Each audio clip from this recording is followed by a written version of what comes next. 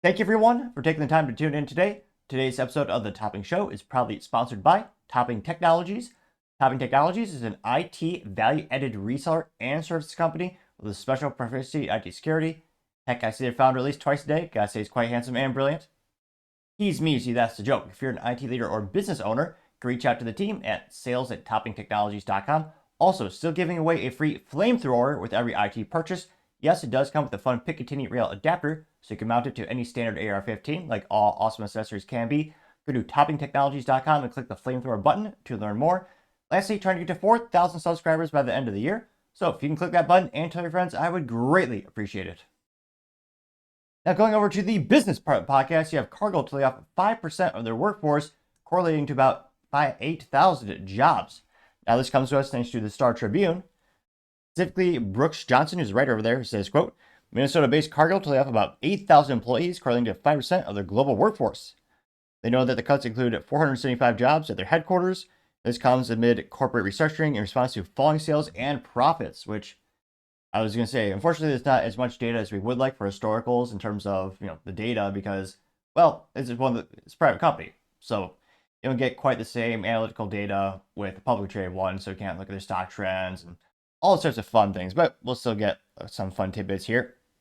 Now, the company continue to say, quote, the nation's largest privately held company is already announcing a corporate restructuring announced earlier this year after annual profits fell to the lowest in nearly a decade.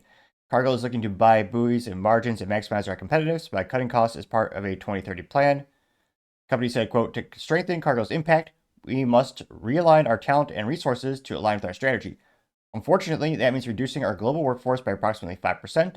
This difficult decision was not made lightly. We will lean on our core values of putting people first as we support our colleagues during this transition.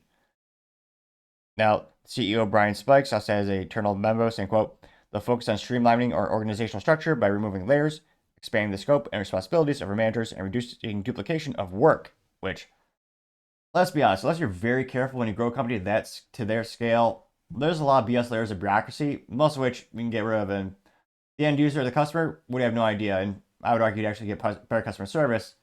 Lord knows I saw a lot of layers of bureaucracy when I used to work at corporate America, when I used to work at Hewlett Packard Enterprise. Now, they know that Cargill sales profits fell 36% to $2.5 billion in the most recent fiscal year, according to Bloomberg. That follows a record-setting $6.7 billion haul 2 years ago, as the trading house continued to capitalize on high commodity prices. So they do have a little bit of data in terms of their revenue, which, it looks like they grew from 2015 to 2018, went down a little bit, then from 2019 all the way to 2022. Oh, yeah, they grew like Nvidia stock. I was gonna say I wish I could have invested privately private held company, so you can't, but yeah, on average 2015 and 2022 is great. Ouch, yeah. 2022, 2023, yeah, 6.7 down to 3.9, now down to 2.5. I mean, that is god awful and concerning. That's the type of nosedive trajectory you're scared crapless if you're leading that company. Which, yeah. Now, again, they're not alone. They also know in the article that fellow AG companies like CMS and ADM have also reported higher costs to move and process food, denting profits, which they're one of those companies that are heavily involved in agricultural. Now, again, the profits are going down. I wonder, there's a lot of speculation on RFK Jr. getting nominated to lead the health, HSS. Now, again, there's a lot of speculation on what type of seeds, what types of not ingredients, but what type of processes are farmers using.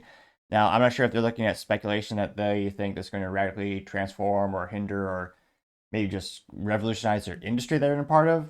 They don't even mention that in the article. That's just something I was thinking on the top of the head in terms of future possible obstacles or perhaps even opportunities if you adapt quickly enough and have a competitive advantage. But that's another thing I'd be interested about in terms of what might happen next couple of years when it comes to how our food is grown, what kind of pesticides you do not use, what kind of seeds you do and do not use. And yeah, hopefully everyone's being laid off. And again, some companies are really good. I do admire when they have programs where they will help you transition to a new role at a different company, where they'll even write the recommendation letter. They'll even reach out to recruiters with you. Some companies are pretty good at transitioning. There's many reasons you would want that too, because less lawsuits and better feeling. And so overall, I see the advantage of it. So hopefully these employees will find gainful employment soon. But it's unfortunate that they're being let go. I mean, shoot, that's I mean, 8,000 jobs. That's a lot of folks who be looking for a new role, and it's kind of a more consolidated industry. So there's not as many opportunities, at least if you're looking at like a major employer. But yeah, hopefully you don't know anyone who's negatively impacted, and hopefully if there is folks, they're able to bounce back quick. But let me know, do you think you'll see further consolidation into the industry agriculturally? And could this be, kind of speculation of what happens? Or and then again, when we look at the chart, I mean, they've been doing worse and worse past couple years. Maybe they just need to hedge their bets, let's say. Let me know your thoughts are, because as always, it'd be fascinating to hear what you have to say. Thank you everyone for taking the time to tune in. Again, try to get to 4,000 subscribers by the end of the month. So if you can click that button, I would greatly appreciate it.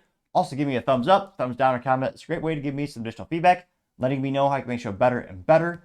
Lastly, don't forget to take time to tell your family, tell your friends, tell your coworkers, heck, tell your enemies, tell anyone and everyone. Just stay safe and fight the good fight.